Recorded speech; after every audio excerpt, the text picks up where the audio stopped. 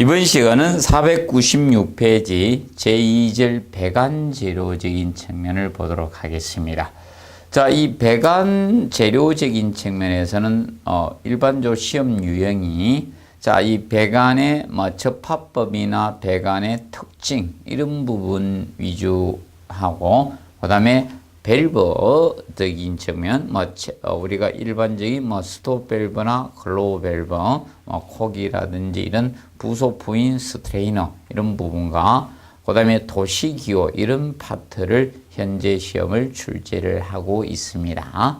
그러면 먼저 배관 선택 시 그 고려 조건이 제일 처음에 나오고 있습니다. 이거는 간략히 알아두십시오. 혹시 종합 문제의 지문 정도 나올 가능성은 있다라고 보시면 됩니다.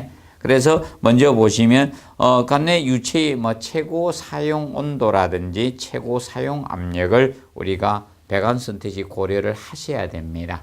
자, 배관에 따라서 높은 온도에 약한 것도 있고요. 이런 것이 있기 때문에 그리고 압력에 견디지 못하는 것도 있죠. 그래서 그거에 의해서 그걸 고려하셔야 되겠고요. 그 다음에 유량미 유속이라든지 유체화학적 성질이나 가격, 시공성, 이런 열팽창과 수축 마찰작 이런 것을 고려해서 배관을 선택을 우리가 해 주셔야 됩니다.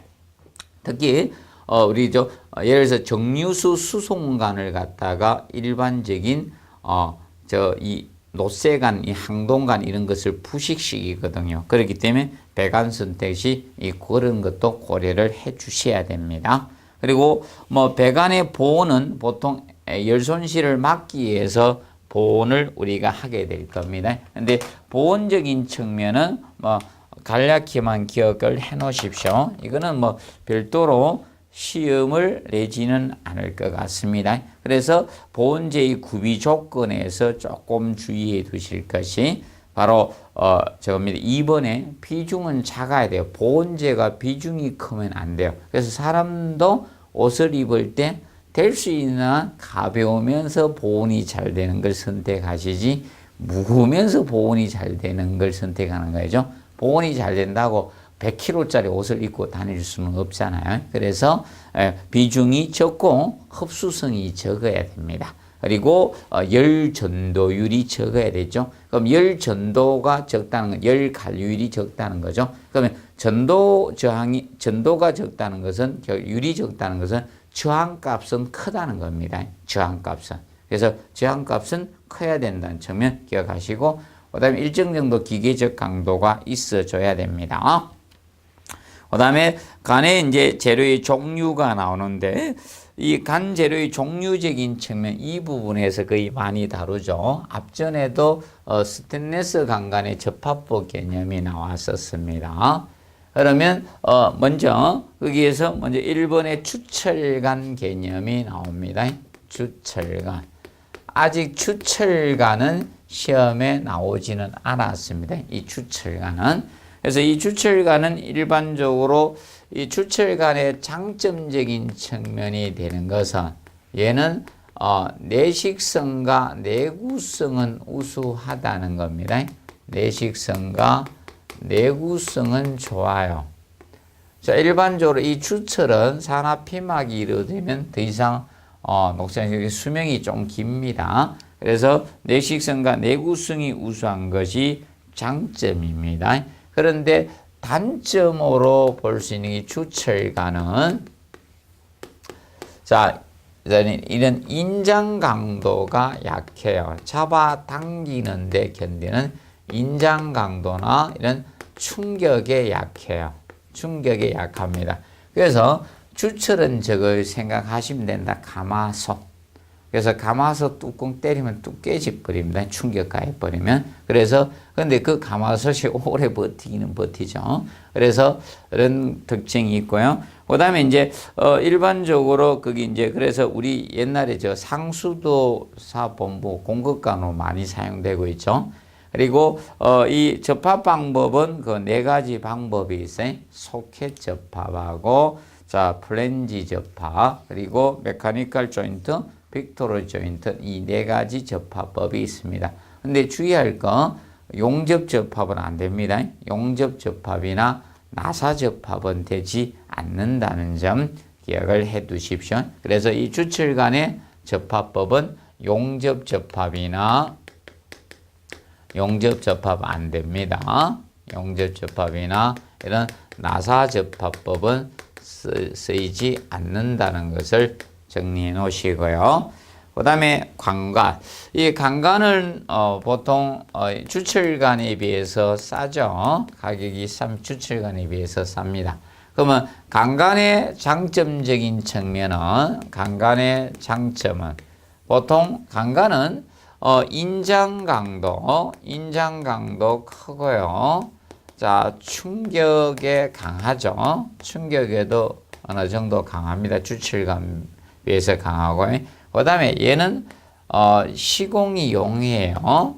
시공 잘라서 나사 접합을 할 수도 있고요. 그래서 시공이 용이한 것이 강간의 특징이라고 장점이라고 보시면 됩니다.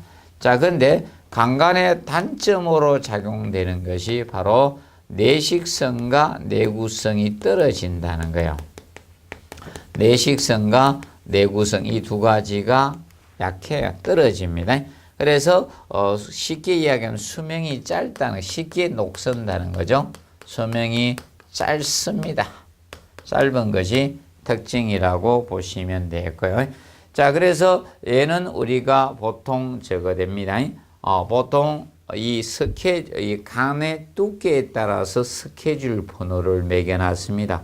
그래서 이 번호 수치가 커지면 간경이 크다, 간의 두께가 두꺼워진다라고 보시면 됩니다. 얘는 스케줄 번호의 간의 두께에 따라 번호를 매겨놨습니다. 그래서 번호 수치의 스케줄 번호가 크다는 것은 간의 두께가 두꺼워진다는 거 알아두시고, 그리고 얘는 나사접합이나 프렌지 접합이라든지 또는 용접접합을 우리가 하죠. 기억을 해 두시면 되고, 그 다음에 연간은 시험에 출제가 되었습니다. 연간은. 그러면 연간적인 측면은 보통 알아두실 것이 납이죠. 얘는 납입니다. 그래서 일반적으로 이 연간은 단점이 이겁니다. 얘는 산에는 강하지만 약알칼리입니다. 알칼리에 약하기 때문에 이 연간은 콘크리트 매설 시 방식 피복을 필요합니다. 매설 시 방식 피복을 해줘야 되는 것이 바로 연간 개념이 됩니다. 알아두시고, 그 다음에 동간적인 측면, 이 동간 개념은 동간은 우리가 종류가 보통 세 가지 타입이 있습니다. 종류는 K타입이 있고, 자, L타입, M타입 세 가지 타입의 종류가 있습니다. M타입에서 세 가지 종류의 타입이 있는데, 일반적으로 간의 두께는 K타입이 가장 두껍습니다. 두께의 순서는 이렇게 돼요. 간의 두께의 순서는 이렇게 보통이 됩니다. 동간의 경우는 동간은 시험을 지금 현재 많이 냈습니다. 그래서 간략히 정리를 해 두시고요. 그 다음에 5번의 스테인리스 간. 이 스테인리스 간은 일반 강간의 단점을 보완해 준 겁니다. 스테인리스 강간은 일반 강간은 내식성과 내구성이 떨어지잖아요. 그러면 강간에다가 크롬을 갖다가 함유시켜서 내식성과 내구성을 좋게 해주고요. 일반적인 강도도 더 크게 해준 것이 스테인리스 강간입니다. 그래서 이 스테인리스 강간이 앞전에 시험에 나왔습니다. 접합법 종류가 특수접합들이 다 나왔죠. 그래서 올해는 스테인리스 강간은 시험에는 안 보일 겁니다. 앞전에 나왔기 때문에. 그리고 6번째 경질염화 비닐간. 그래서 이 그래서 경질염화 비닐간이 그래서 접합법이 답이 됐던 유형이죠. 그래서 이제 경질 염화 비닐관은 앞으로 나올 수 있는 시험이다. 준비하시면 되겠습니다. 아직은 출제가 되지는 않았고요. 그래서 세부적으로 여러분들이 알아두셔야 될 것 같습니다. 그래서 경질 염화 비닐관은 쉽게 PVC 관이죠. PVC. 그래서 합성수지 관이라고도 하고요. 그러면 일반적으로 얘는 좋은 점이, 장점이 다른 관에 비해서 금속이 아니죠. 그래서 이 경질 염화 비닐관의 장점은 다른 것에 비해서 가격이 싸다는 거예요. 이거보다 싼 놈은 없죠. 가격이 싸고요. 쌉니다. 가격이 싸고, 그리고 일반적으로 저거죠. 시공이 용이하죠. 시공이 용이하고 그 다음에 다른 간이 갖지 못하는 것이 무엇인가 하면 저겁니다. 전기 절연성이잖아요. 전기 절연성이 우수한 것이 바로, 절연성이 좋죠. 그것이 바로 있는 것이 경질 염화 비닐관입니다. 그리고 얘는 산에도 강하고 다 되죠. 내산성이면서 내알칼리성이 되는 거예요. 내알칼리성입니다. 알칼리성을 띠고 있죠. 그래서 근데 이 경질 염화 비닐관의 단점이 무엇인가? 열 팽창률이 크고, 그리고 제가 하다는 거죠. 충격에 약한 것이 단점이에요. 이 단점이. 그래서 일반적으로 이런 동간이라든지 연간이나 이런 강간 같은 어떤 충격이 어느 정도 견딜 수 있죠. 특히 가장 강한 것이 스테인리스 강간이겠죠. 충격에 견딜 수 있는 것이. 그래서 경질 염화관은 쉽게 이렇게 부서지는 거죠. 보시고, 그리고 접합법은 냉각공법과 열강공법이 있습니다. 자, 그럼 냉각공법은 접착제를 이용해서 우리가 하는 것이 냉각공법이라고 보시면 되겠습니다. 그리고 네 번째, 배관의 이음류적인 측면이 나오겠습니다. 배관의 이음류. 자, 배관을 힐 때, 배관 이음류는 한 번 나왔습니다. 강간의 이음류입니다. 강간. 배관 이음류적인 측면을 봤을 때, 자, 배관을 힐 때는 엘보나 밴드를 쓰고요. 그 다음에 2번에 보시면 분기관.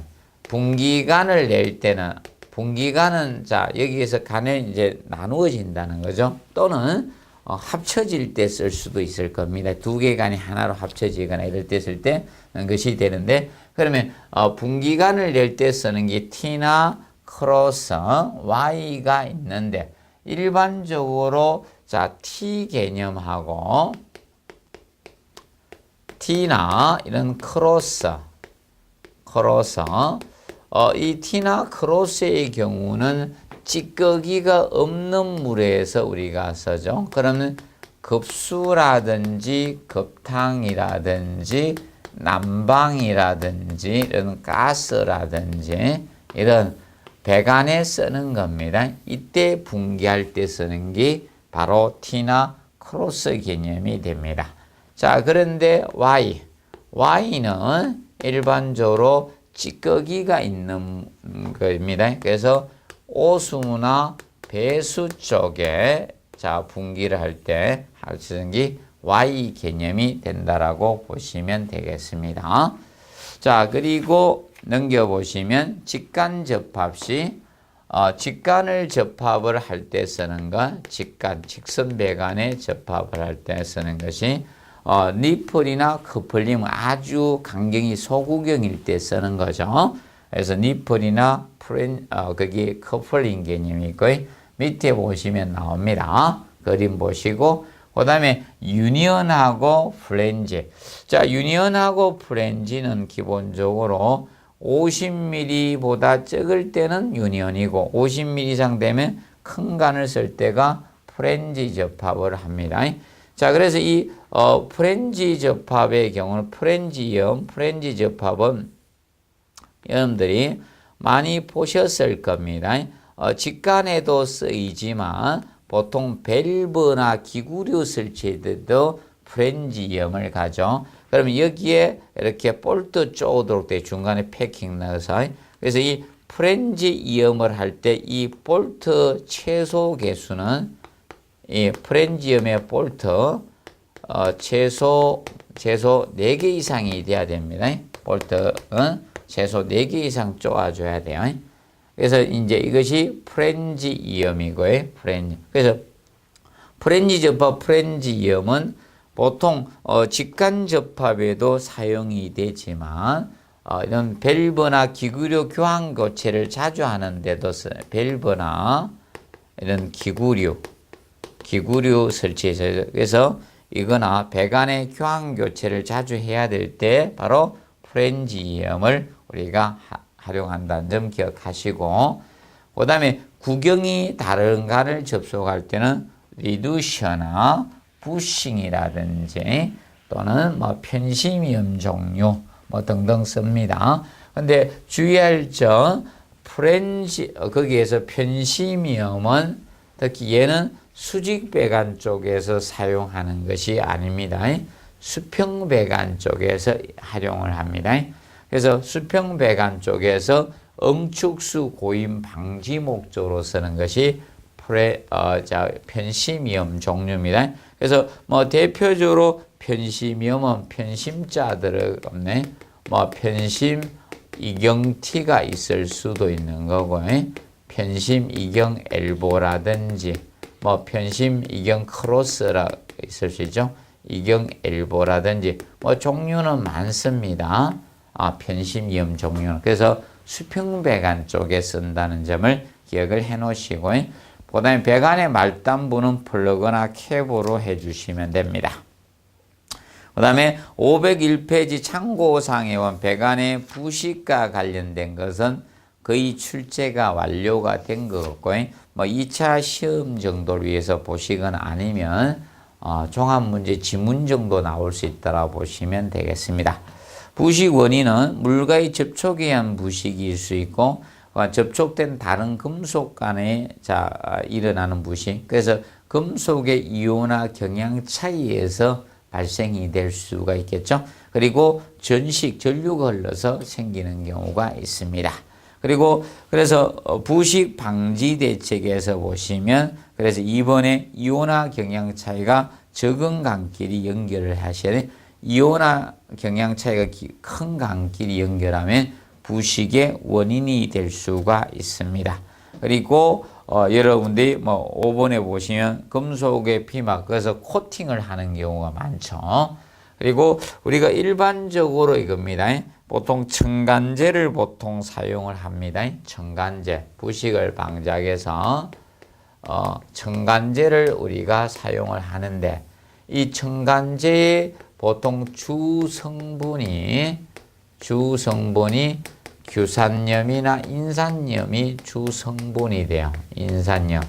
그럼 보통 물 속에 규산이나 인산염이 함유되어 있다는 것은 첨간제를 우리가 사용을 하고 있다는 겁니다. 그러면 부식의 원인이 아니라는 겁니다.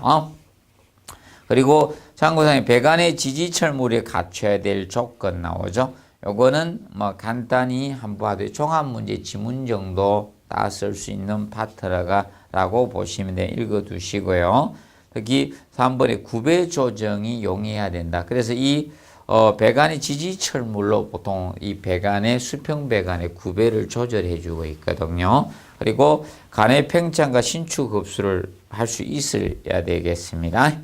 자, 그 다음에 밸브 및 부속기구적인 측면을 보도록 하겠습니다.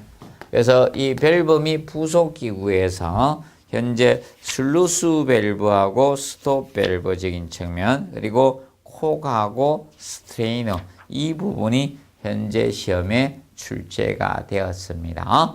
그래서 거기 슬루스 밸브는 일명 게이트 밸브라고 하죠. 일본의 슬루스 밸브가 나옵니다. 슬루스 밸브, 일명 게이트 밸브라고 칭합니다. 슬루스 밸브, 게이트 밸브. 그래서 유체의 저항 손실이 가장 적은, 마찰 저항 손실이 가장 적은 밸브가 슬루스 밸브입니다. 그래서 유체의 저항 손실이 제일 적습니다. 저항 손실이 가장 적은 것이 바로 이 슬루스 밸브가 됩니다. 그래서 이 슬루스 밸브는 그래서 배관 도중에 설치해서 유량 조절할 때 많이 씁니다. 그래서 지하에 내려가서 펌프에서 나갈 때 큰 거 돌리는 것에 그것이 슬루스 밸브가 됩니다. 그래서 이 슬루스 밸브는 우리가 도시기호가 그래서 어떻게 되느냐? 도시기호는 이렇게 됩니다. 자, 이 배관이 있을 때 양쪽이 프렌지엄이죠. 밸브 설치할 때. 그래서 물의 흐름을 갖다가 양쪽으로 다 왔다 갔다 할 수가 있어요. 그래서 이렇게 해서 표시하면 이것이 슬루스 밸브의 도시기호입니다. 슬루스 밸브. 물이 이리도 갈 수 있고 이렇게 해서 방향을 표시한 겁니다. 자, 그리고 스톱 밸브. 자, 일명 글로우 밸브. 그래서 2번에 스톱 밸브가 나오고 있죠. 스톱 밸브. 자, 글로브 밸브 영어로. 그래서 이 스톱 밸브, 이 글로브 밸브는 유체의 저항 손실이 가장 큰 거죠. 반대입니다. 얘는 슬루스 밸브 게이트의 유체의 저항 손실이 가장 적은 반면에 얘는 유체의 저항 손실이 제일 큽니다. 저항 손실이 가장 큰 것이 바로 이 스톱 밸브가 됩니다. 그래서 급탕 배관 도중에는 스톱 밸브 사용을 금하고 있습니다. 그래서 보통 이것은 유로를 폐쇄한다든지 아니면 일반 유량의 계속적인 변화에 유량 조절에 사용되는 것이 이 스톱 밸브 개념이 됩니다. 근데 이 스톱 밸브 도시기호는 이렇게 표시하면 되는 거예요. 밸브가 이렇게 있었잖아요. 그러면 물의 흐름이 양쪽으로 흐를 수 있는데 여기에다가 점을 꼭 찍으면 스톱 구형. 그래서 이것이 스톱 밸브가 됩니다. 스톱 밸브. 그런데 그 4번에 앵글 밸브가 나오고 있어요. 스톱 밸브 종류 중에 하나인데 앵글 밸브. 앵글 밸브는 유체 흐름을 갖다가 90도로 바꾸준 밸브가 앵글 밸브입니다. 그래서 얘는 유체 흐름을 갖다가 유체 흐름을 90도로 우리가 바꾸준 밸브입니다. 90도로 바꾸주는 겁니다. 바꾸주는 밸브가 앵글 밸브 개념이 됩니다. 그런데 이 앵글 밸브 유체 흐름을 90도로 바꾸주는 것으로서 이 소화전 밸브, 옥내 소화전의 소화전 밸브나 방열기 밸브가 여기에 해당이 됩니다. 방열기 밸브. 그리고 얘는 스톱 밸브의 하나의 글로우 밸브죠. 스톱 밸브의 종류의 하나입니다. 종류입니다. 자, 그리고 이것은 보통 강가의 접속에는 거의 사용되지 않습니다. 보통 강가 기구의 접속에 많이 사용되는 겁니다. 강가 기구의 접속에 사용되는 밸브입니다. 접속에 앵글 밸브를 사용하고 있습니다. 자, 그런데 이 앵글 밸브는 도시기호가 유체 흐름을 90도로 바꾸어 주시면 돼요. 그래서 도시기호가 하살표가 90도로 맞으면 이것이 앵글 밸브의 도시기호 개념이 됩니다. 자, 그리고 세 번째, 체크 밸브는 아직도 출제가 되지 않고 있는 파트입니다. 체크 밸브. 체크 밸브는 역류 방지용 밸브입니다. 역류 방지용 밸브가 여기에 해당이 됩니다. 체크 밸브, 역류 방지용 밸브. 그래서 유체를 한 방향만 흐르게 하고 배합에서 유체가 역으로 흐르는 걸 방지하는 거죠. 그래서 줄여서 역지 밸브라고도 하는 겁니다. 역지 밸브. 그래서 이 역지 밸브의 그래서 이 체크 밸브는 도시기호가 이렇게 표현을 하는 겁니다. 그래서 양쪽에 있고, 자, 이 배관이 이렇게 갈 때 물의 흐름을 갖다가 한 방향으로만, 한쪽으로만 간다는 거예요. 그럼 반대 방향으로 흐르지 못한다는 겁니다. 그래서 한 방향으로만 이렇게 끊은 거예요. 반대 방향 못 흐른다. 그래서 체크밸브 도시기호는 이렇게 표현을 하고 있습니다. 그러면 펌프에 나중에 흡입구 풋밸브도 사실 이 역할이라고 보시면 된다. 체크밸브 역할 같이 흡입관에 물이 차 있도록 하는 역할을 해야 되죠. 그래서 역류 방지 역할을 하고 있습니다. 자, 그리고 네 번째 콕은 나왔었죠. 콕 개념은. 자, 콕은 보통 여러분들 회전식 90도 회전식이어서 전개 내지 전폐하는 데 쓰죠. 그래서 유로를 급속히 개폐할 때 쓰는 게 콕입니다. 그래서 가스 콕을 연상하시면 되겠습니다. 그러면 글랜드 콕이나 메인 콕 크죠. 이렇게 옆으로 돌리는 형태가 있고, 그럼 여러분들이 가스 계량기 있는데 가보시면, 자, 우리가 거기에 전담배에서 옆으로 이렇게 돌리는 큰 밸브가 있죠. 메인 콕들이 있고, 그 다음에 가스레인지 근처에는 이렇게 해서 눌러서 이렇게 돌리는 콕이 있죠. 그래서 일반적으로 이 콕은 우리가 알아두실 것이 90도 회전식 교사죠. 그래서 유로를 급속히 개폐할 때, 근데 90도라고 이거하고 헷갈리면 안 돼요. 이거는 유체 흐름을 90도로 바꿔주는 겁니다. 그래서 소화전 밸브라든지 방열기 밸브, 열어서 유체 흐름을 90도로 바꿔줬죠. 그래서 우리가 저기 가서 잠시 보고 오도록 하겠습니다. 앞부분에서 페이지 466페이지 보시면 밑에 사진 소화전 밸브가 나와요. 그러면 물이 옆으로 수평을 해서 밑에 호수가 밑에 달죠. 그래서 밑으로 90도로 바꿔주는 거다, 물의 흐름을. 그래서 밸브는 이렇게 돌리는 형태로 되어 있죠. 그거하고 혼돈하지 않도록 하시면 된다. 그래서 콕의 도시기호는, 얘는 시험에 나왔으니까 도시기호를 정리해 놓으면 된다. 그래서 콕의 도시기호는 이렇게 됩니다. 배관에서 다이아몬드가 바닥에 누워있으면 콕 주스면 됩니다. 그래서 이렇게 되죠. 이것은 콕의 표시가 됩니다. 콕의 도시기호 개념이 됩니다. 자, 그리고 5번의 감압 밸브. 이 감압 밸브는 아직 시험에 나오지 않았죠.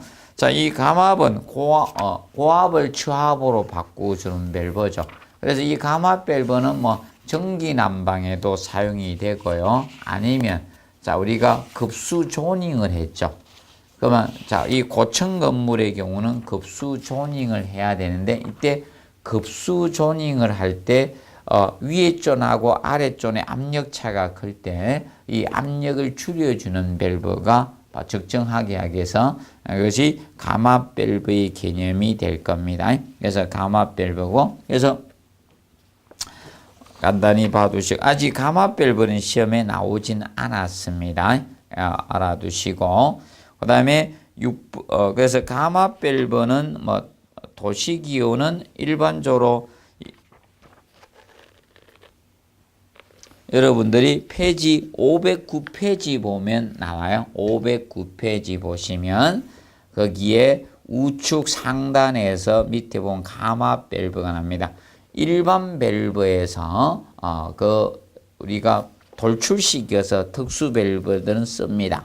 그래서 전동 밸브나 이런 거와 같이 온도 조절 밸브나 전자 밸브와 같이, 그러면 슬루스 밸브 상태에서 여기에다가 이렇게 빼서 위에다가 영문 철자를 갖다가 나타내는 거예요. 여기에다가 이렇게 나타냅니다. 그러면 만약에 온도 조절 밸브다 그럼 템퍼러처 T자를 쓴다든지, 그래서 위에다가 이제 영문 약자를 우리가 쓰게 됩니다. 그러면 전자 밸브는 소로네이드 밸브에서 S를 쓰는 거고, 그래서 그 개념이 된다. 전동 밸브는 M자 쓰고 이렇게 여기에다 기호가 이제 약호를 쓴다라고 보시면 되겠습니다. 그 다음에 6번에 보시면 스트레이너가 나옵니다. 자, 이 스트레이너는 시험에 출제가 되었습니다. 시설 개론만 출제된 것이 아니라 관리 실무에서도 출제가 되었습니다. 스트레이너는. 그러면 배관 도중에 이런 흙이라든지 뭐 이런 세부석이는 찌꺼기가 있을 때 그것이 자, 여러분들이 뭐 보일러나 이런 데로 들어가면 안 좋잖아요. 그래서 흐를 때 우리가 제거하기 위해서 이 스트레이너를 설치를 하게 되는데, 그래서 이 스트레이너는 이미 시험에 나왔기 때문에 자, 그 그림 형태는 보십시오. 사진을 보면 505페이지 보시면 양쪽에 자, 바로 둥근 것이 있죠. 여기 프렌지 이음을 하고 밑에 나중에 저거죠. 거기 찌꺼기가 모이도록 되어 있는 것이죠. 그래서 이 스트레이너는 도시기호를 우리가 알아두십시오. 도시기호는 자, 이렇게 표현하면 된다. 양쪽에 프렌지 이음이니까 이렇게 가고요. 스트레이너의 기호 알파벳 약자 S를 딱 쓰시면 이것이 스트레이너입니다. 스트레이너. 그럼 보통 그 개념 알아두시고요. 그 다음에 506페이지 보시면 배관의 도시기호 개념이 나와요. 자, 이 도시기호는 거기 보시면 유체의 종류에 따라서 알파벳 약자를 쓰게 됩니다. 공기는 에어의 약자 L을 쓰고, 가스는 G죠. 유류는 오일이니까 O자 쓰고, 성기 스팀이니까 S 쓰죠. 물, 워러, W를 써주시면 됩니다. 이것은 아직 시험은 내지 않았습니다. 그리고 배관의 색채 연식별 나오죠. 요거는 뭐 기출되었습니다. 가스 항색인데 검정색 해가지고 냈었습니다. 그래서 가스는 옛날에 많이 보셨죠? 가스 배관 항색 노란색 칠해내가 보기 안 좋았죠. 그래서 최근에는 건물색하고 동일한 색을 칠하되 지상에 노란 띠를 갖다가 두 줄, 폭 3cm 띠를 두 줄 둘러놨습니다. 최근에는 보기 좋지 않습니다. 노래가 저 가스 배관이다 대부분 알 수 있기 때문에. 그리고 물이 청색이고요. 그다음에 전기는 진한 적색이고 공기가 백색 됩니다. 뭐 4가지 정도 간략히 보시고, 그다음에 배관의 도시기호적인 측면에서 시험이 나온 것이 자, 급수관은 시험에 나왔죠. 그래서 급수급탕 쪽에서 급수관이 이제 시험에 나왔어요. 급수관이. 그래서 급수관은 물 한 방울씩 떨으면 돼요. 물이 수도꼭지에 똑똑 뜬다. 이게 이제 급수관 표시법이고. 그리고 거기 보시면 자, 이제 배수 쪽 있죠. 두 번째 배수 쪽에서는 뭐 다루진 않았습니다. 그러면 혹시 뭐 앞에 있는 걸 잘 다룹니다. 그러면 배수 쪽을 혹시 다루면 배수 분야는 배수관하고 통기관을 우리가 알아두면, 그래서 배수관은 실선이에요. 배수관 실선. 그리고 배수관을 영어로 나타내면 배수가 들어있네요. 그래서 D를 나타내면 된다. D. 자, 그리고 통기관. 통기관은 은선으로 나타내면 되고, 여러분들 보통 점선이라 하죠. 영어로 나타내면 벤트의 약자 V를 쓰면 돼. V. 이것이 통기관을 나타낸다는 점 기억하시고, 그 다음에 소화수관 개념이 나왔습니다. 첫 번째 있던 걸 잘 내요. 급수관도 처음에 있었고, 그 다음에 소화에서는 소화수관을 냈어요. 그리고 그래서 배수관 나올 가능성이 없겠죠. 몰라. 혹시나 통기관도 혹시나 준비하세요. 통기관이 시험에 많이 나오니까. 가스는 안 내겠죠. 그건 거의 다 알기 때문에. 자, 그리고 넘겨서 우리가 적어 보도록 하겠습니다. 신축이음새 508페이지 신축이음새에서는 508페이지에서는 두 가지적인 측면을 봅시다. 5번의 신축이음 부분하고 1번에 자, 나사 삽입형 이음 나오죠. 이 두 가지 측면을 조금 정리를 해 놓으십시오. 자, 그러면 나사 삽입형 이음에서는 프렌지하고 유니온을 구분 잡아 놓으시고, 프렌지하고 자, 이 프렌지는 양쪽 크기가 동일해야 돼요. 이게 프렌지고. 자, 유니온이음은 중앙끼 크고 양쪽 크기가 작아지면 이것은 유니온이고요. 프렌지와 유니온이 차이가 있다. 알아두십시오. 자, 그리고 뭐 9번의 캡, 끝부분에 막는 거, 캡. 자, 캡은 간의 끝부분에 이렇게 막는 게 캡이죠. 캡. 자, 그리고 신축이음은 슬리브형 신축이음새가 벨로제형, 그리고 곡간형, 스이블형이죠. 이 네 가지에 대해서 한번 간략히 봐두십시오. 자, 그리고 우측에 보시면 밸브 쪽에서는 시험이 전자밸브를 가지고 냈습니다. 전자밸브, 소르네이드 밸브 약자 S다는 거. 그래서 그 콕이라든지 한번 봐두세요. 콕하고 공기 빼기 밸브. 자, 공기 빼기 밸브는 다른 시험에도 냈기 때문에 일반 이론 개념은. 그래서 도시기호를 알아두시고, 요거는 다이아몬드가 이렇게 반지처럼 돼 있으면 이건 공기 빼기 밸브고, 자, 바닥에 누워 있으면 콕이었죠. 콕 주스라. 그래서 이렇게 해서 다이아몬드가 이 같은 배관선상에 이렇게 놓여지면 이것은 콕이고요. 이거는 콕이고, 이거는 공기 빼기 밸브입니다. 그 다음에 계기류 나오죠. 계기류는 아직 시험은 한 번도 나오지는 않았습니다. 그래서 이제 하살표가 되도록 하면 압력계나 압력계 종류라고 보시면 되고, 온도계는 템프의 약자 T를 쓰죠. 받고 동그라미 빼내서. 그리고 스트레이너는 아까 그려드렸던 기억하시고, 스트레이너. 그리고 그 다음에 이제 거기 보시면 제가 서모스탯이 나옵니다. 자동 온도 조절기인 서모스탯. 그래서 이 서모스탯은 자동 온도 조절기죠. 서모스탯은 자동 온도 조절기니까 서모스탯의 약자 T, 서모의 T를 우리가 네모 박스입니다. 이것이 된다는 점 기억을 해 두시기 바랍니다. 그래서 그런 부분을 잘 봐두시기 바랍니다. 아직 계기류 부분은 한 번도 출제된 적이 없습니다. 그래서 도시기호적인 측면이 18회 때 전기 쪽을 우리가 물었죠. 그러면 올해는 전기 도시기호는 할 필요 없습니다. 당분간 상당 기간 동안에 앞으로 5년 이내는 전기 도시기호는 출제가 안 된다라고 보시면 되겠습니다. 그럼 도시기호는 이 배관과 밸브류 관계된 계기류 관련 이 부분에 도시기호에 집중을 하시면 되겠습니다. 그래서 이번 시간은 여기에서 마무리하고 다음 시간은 9장 난방 및 난방 설비적인 측면에 대해서 보도록 하겠습니다. 이번 시간은 여기에서 마무리하도록 하겠습니다. 수고하셨습니다.